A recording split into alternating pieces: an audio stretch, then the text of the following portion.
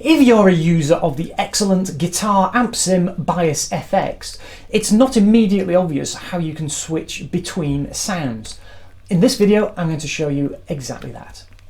Hello, I'm Paul Douglas. If you haven't yet subscribed to this channel, then please hit that subscribe button down there and hit the notification bell to get notified of new videos. If you've been on my channel for any length of time, you'll know that I am a big fan of Bias FX, and I use it all the time for practice and for recording. But while Bias FX is capable of producing some fantastic guitar sounds, I have to say that switching between sounds within it's not that great at.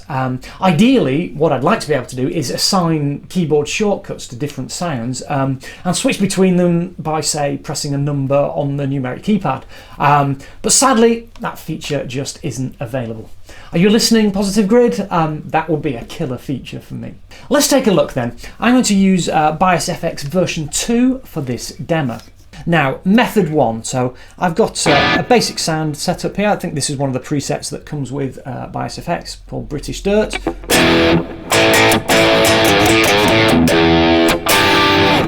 First way I'm going to show you method 1 for switching between sounds is using the menu. So we click on the name of the patch and you can see all your sounds in categorized lists. So you can see, you know, the one I'm using came from the rock list. We got blues, pop, etc. And then I've got custom banks down here that I've created myself, and I could click on rock, say, and select a different one. So classic crunch. Let's just have a listen to what we've got at the moment, British Dirt.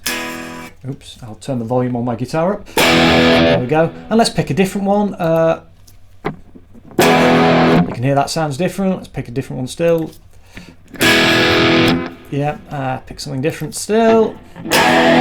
So you can see how you can switch between sounds. Now, that's great for browsing sounds, but obviously it's not wonderful if you're trying to switch between sounds quickly.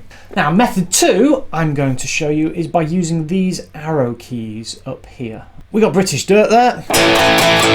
If I click the arrow button, we just move to the next one in the list, which is Classic Crunch. Click it again. Crying Poorly, click it again. Dual Train.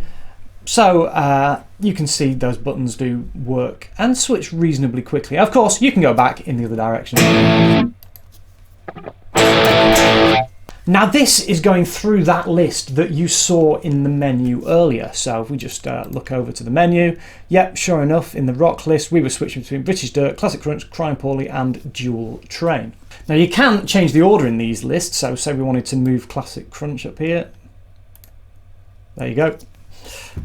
So you're not stuck with the order that it starts out with. And you can, of course, create your own patches and put them in bank 1 or 2, or, you know, use an existing patch and put it in another bank and edit it to your heart's content, which is exactly what I've done with my Paul bank here.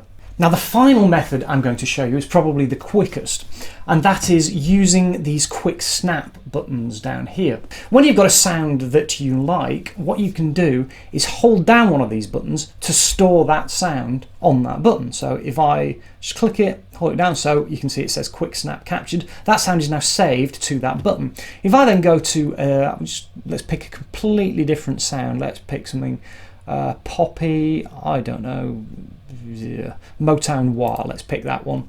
And if I went back here, and then if I store that on button 2, and let's pick something even more different still, let's pick a bluesy sound, I don't know, Kashmir, that'll do. And then we go back here and we store that on button 3. You can now see with 3 of these buttons have lit up. If I click the first one, we go back to that first preset I clicked. If I go to the second one, go back to the second one and the third one. There we go. So we can switch between those 3 sounds very quickly. And then 2, and then 3. So if you spend a few seconds setting those up, I think that is probably the quickest way of switching between those sounds. Now, as I said at the beginning of the video, what I'd really like is to be able to assign these to keys on the keypad and be able to switch between them, but sadly that feature isn't available. Or if it is and I just don't know about it, then someone please tell me.